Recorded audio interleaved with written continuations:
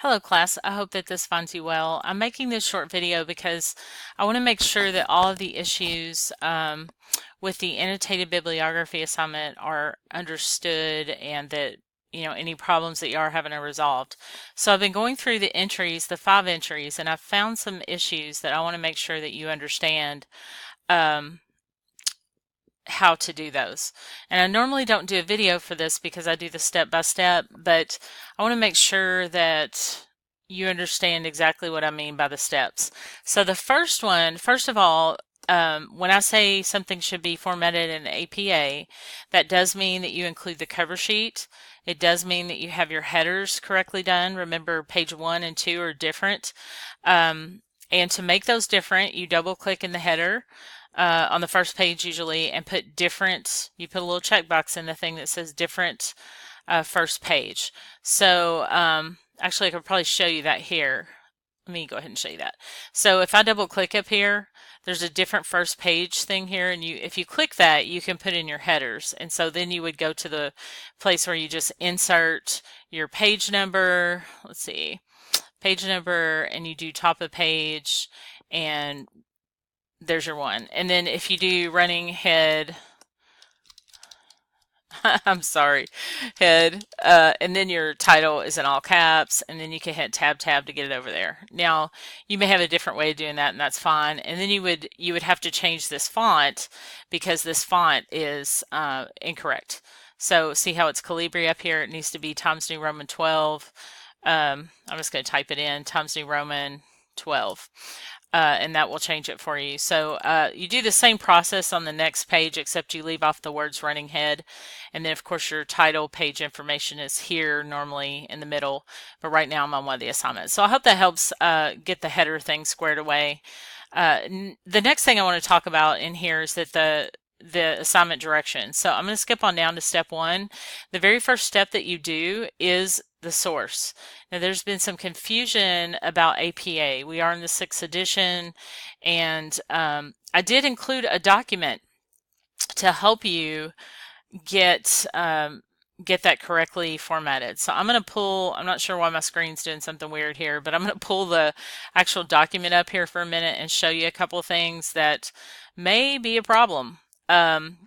And so I'm on page 5. If you're looking at your document from this view, it still says page 5. So sometimes when you open those up, they can be different from the actual page it's on. But you're going to look at the page numbers on the document, and I'm on the bottom of page 5.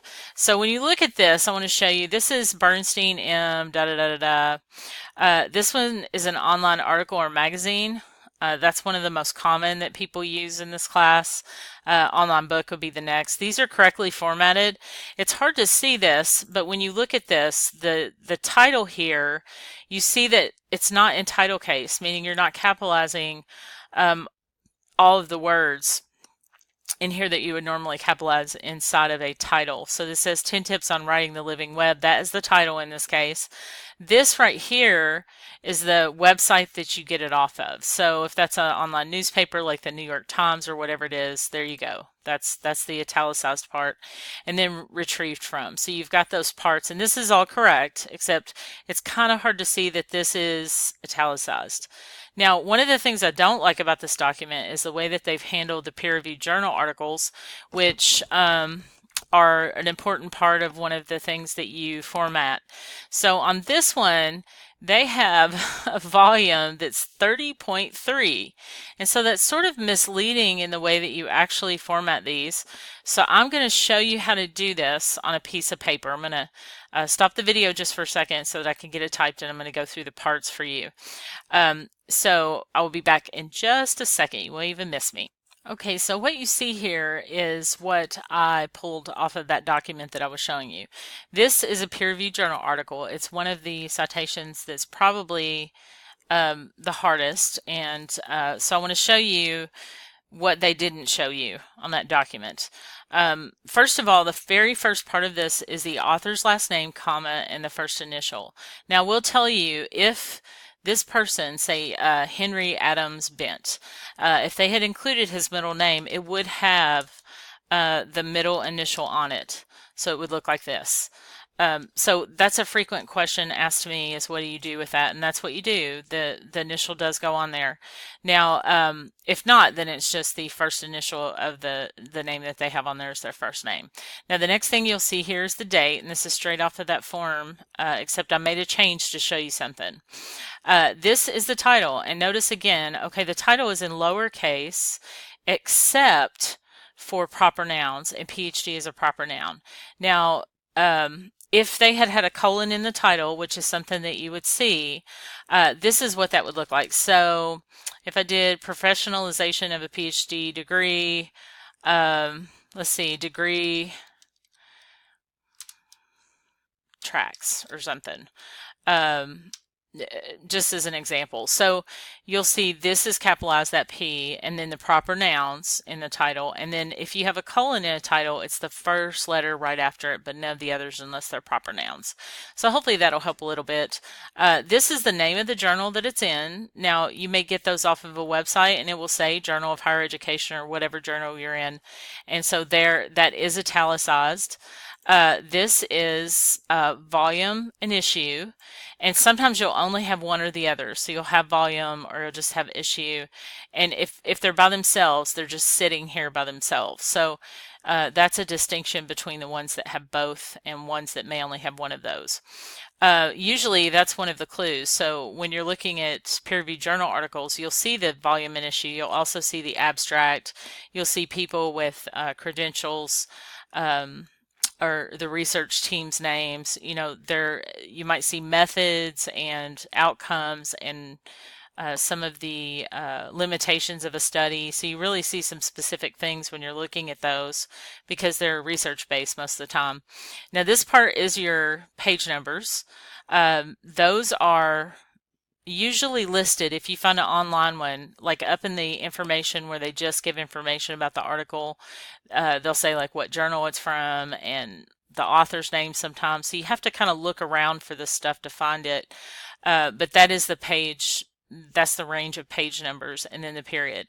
Now, sometimes DOIs don't work. And on this assignment, on the peer-reviewed or the annotated bibliography assignment, you're not required to upload every single thing that you've got because that would just be a lot. So I did not do that on this one. The final one, though, you will have to. And I always suggest, please, please, please, if you find a good article, you will want to save that. So try to save that somewhere on your local computer so that you can use it when you do your paper. Now this is the link to this one, and that is, this has the DOI in it. Theoretically, you should be able to copy and paste a DOI into your browser and be able to access that information, but that's not always right. So just make sure that when you put this link in that it works if you're using a link on other assignments, but for the proper formatting you do want the link in here, and then you'll want to save that document to your computer.